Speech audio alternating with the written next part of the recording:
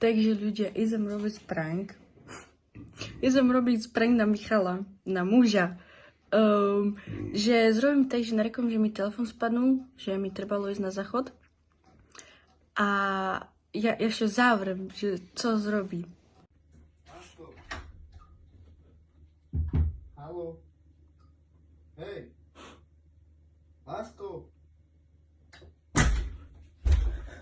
Halo? Sranduješ, nie? Znám.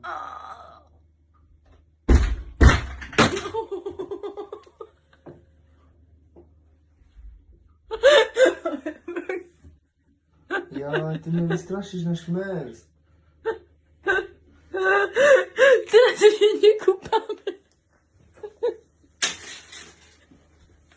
To na śrubki. Co się stało, Michał? A ty musiał mnie lubić. Ale co? A tylko to nie.